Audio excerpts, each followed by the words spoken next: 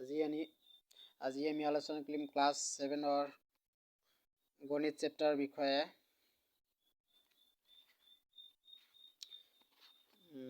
Lesson number 1 অখণ্ড সংখ্যা অনুশীলনী 1.1 অনুশীলনী 1.1ৰ আটাইবোৰ কোৱেশ্চন এনসাৰ আমি আলোচনা কৰিম।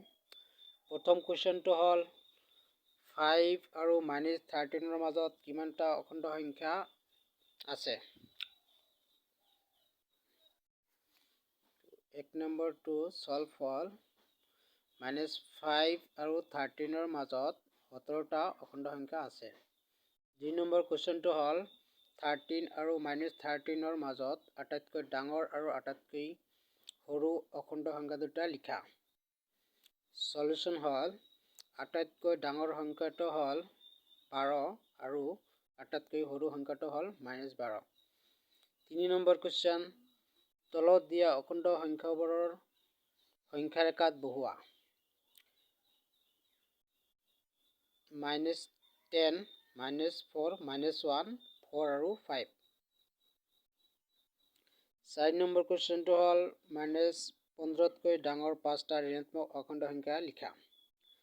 এইটো সলভ হ'ল -14, -13, -12, -11 আৰু -10।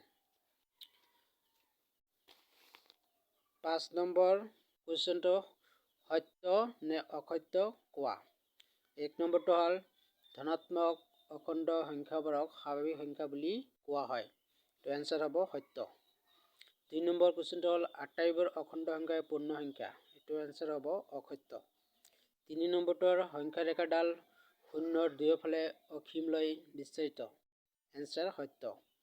4 নম্বৰটো হ'ল শূন্য আৰু ঋণাত্মক অখণ্ড সংখ্যাবোৰ পূৰ্ণ সংখ্যাৰ থুপটো গঠিত। এনসাৰ হ'ব অসত্য। 5 নম্বৰ যদি a + b = 0 তেন্তে ইহঁতৰ এটা আনটোৰ যোগাত্মক বিপৰীত। এনসাৰ সত্য। 6 নম্বৰ কুৱেশ্যনটো হ'ল এযোৰ অখণ্ড সংখ্যা লিখা যাৰ যোগফল -3।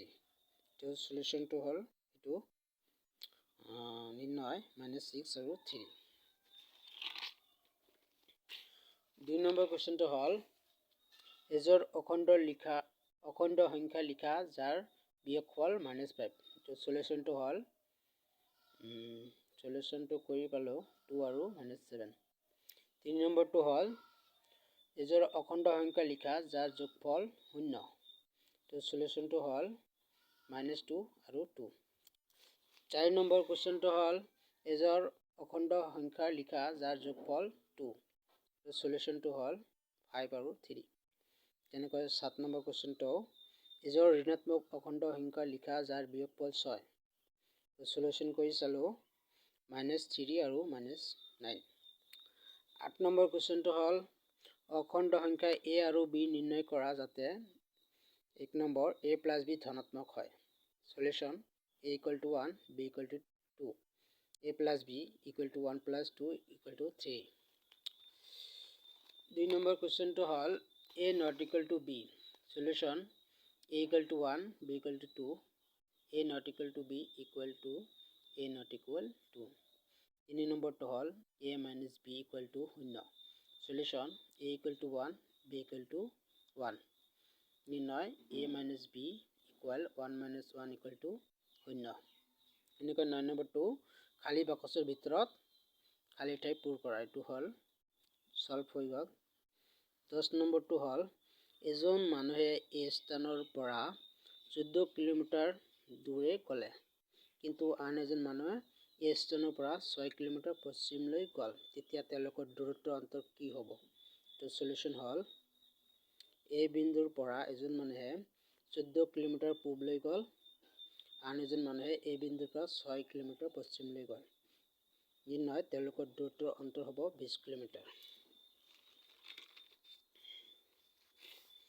11 নম্বৰ কুৱেশ্যনটো হ'ল এজন মানুহৰ হাতত 35 টকা জমা আছে কিন্তু আন এজনৰ 40 টকা ধাৰ আছে। প্ৰথমজন মানুহ দ্বিতীয়জন মানুহতকৈ কিমান চহকী। সলিউশন হ'ব প্ৰথমজন মানুহ দ্বিতীয়জন মানুহতকৈ 75 টকাত চহকী। 12 নম্বৰ কুৱেশ্যনটো হ'ল কোনো এটা মঙ্গলবাৰে পুৱা 5 বজাত গুৱাহাটীৰ তাপমাত্ৰা 35 ডিগ্ৰী সেলসিয়াছ কিন্তু বিয়লি 2 বজাত তাপমাত্ৰা 8 ডিগ্ৰী সেলসিয়াছ বাঢ়িল। ৰাতি 10 বজাত 3 ডিগ্ৰী কমি তাপমাত্ৰা কমিল। বুধবাৰ দুপৰীয়া 12 বজাত পিছত তাপমাত্ৰা পুনৰ 5 ডিগ্ৰী বাঢ়িলে। এই সময়ত তাপমাত্ৰা কিমান হ'ব? এইটো আমি সলভ কৰি চালো। এই সময়ত তাপমাত্ৰা হ'ল 25 ডিগ্ৰী যোগ 8 degree minus 3 degree plus 5 degree Celsius. এইটো ক্যালকুলেশন কৰি পোৱা গ'ল 35 ডিগ্ৰী সেলসিয়াছ। 13 নম্বৰ কুৱেশ্যনটো হ'ল অনুৰাধাই বেংকত 3200 টকা জমা থলে। পিছদিনা তাৰে 2540 টকা উলিয়াই আনিলে। টকাখিনি উলিয়াই অনাৰ পিছত বেংকত অনুৰাধাৰ কিমান টকা জমা থাকিব? এইটো সলিউশন হ'ল বেংকত জমা থাকিব 3200 মাইনাছ 2540 টকা তো ইকুয়াল হ'ব 660 টকা।